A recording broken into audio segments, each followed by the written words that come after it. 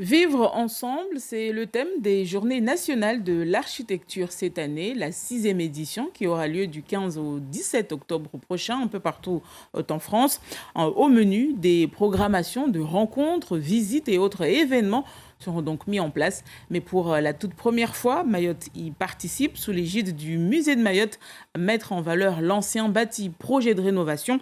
On va en parler avec notre invité dans le direct du 13h qui n'est autre qu'Abdoul Karim Ben Saïd. Bonjour. Alors, vous êtes le directeur du musée de Mayotte, le MUMA, et on l'a dit, c'est la première fois que Mayotte participe à ces journées nationales de l'architecture. Qu'est-ce qui finalement vous a décidé à franchir ce pas?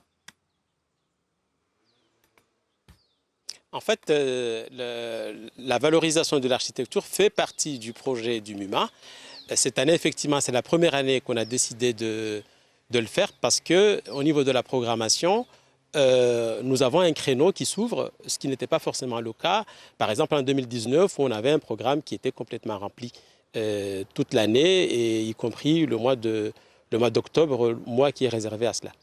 Et concrètement, pour cette action qui sera donc mise en place, que vous allez mettre en place le 16 octobre prochain, si je ne me trompe pas, que recherchez-vous là, justement, durant cette journée?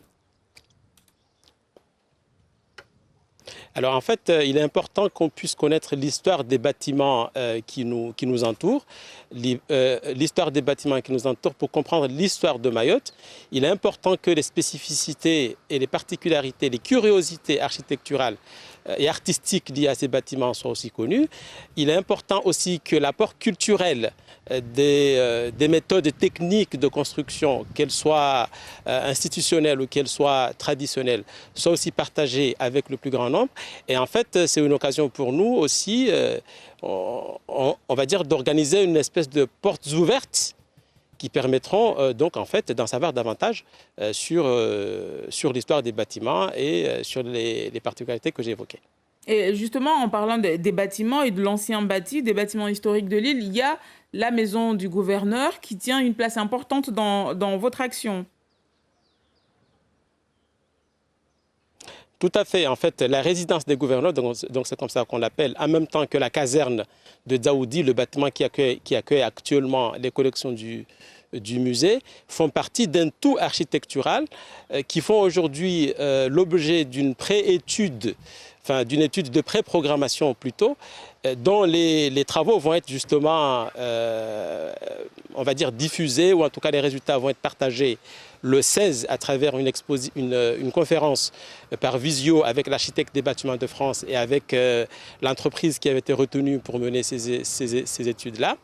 Et donc à partir de là, nous aurons donc des recommandations de ce qu'il y a à faire, et pour qu'après on puisse lancer un concours d'architectes pour le grand projet muséographique et architectural pour les années à venir, dans lequel, effectivement, la résidence des gouverneurs va avoir une place importante, puisque c'est là où, dans le projet, donc, on va installer la partie culturelle et historique du projet du MUMA, sachant que le parc, lui, va occuper la partie naturelle, le culturel et le naturel étant deux identités liées au projet du musée.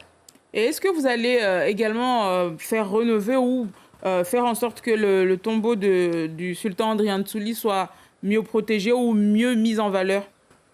Est-ce qu'il y a un projet là-dessus? Ça fait.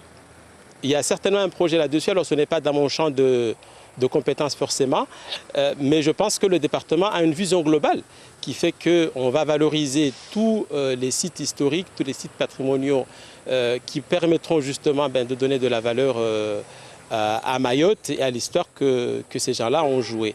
Je rappelle qu'à l'occasion de ces journées de l'architecture, les archives départementales ont fait un travail sur le bâti traditionnel, donc la construction traditionnelle.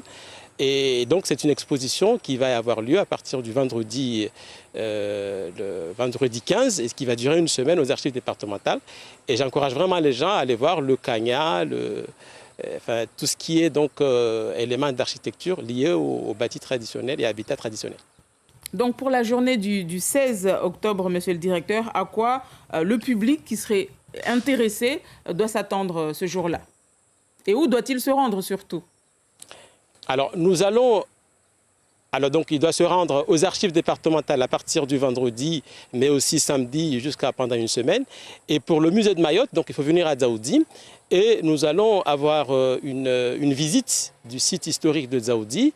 Nous allons avoir une conférence avec l'ABF et la direction technique du département avec un maître d'ouvrage qui a eu les études, qui doit rendre les études qui ont été faites. Et on aura là l'avenir en fait du bâtiment et des bâtiments du musée.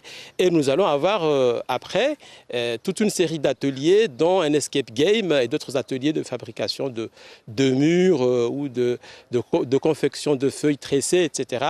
Au niveau donc de Dzaoudi, au niveau du parc de la résidence.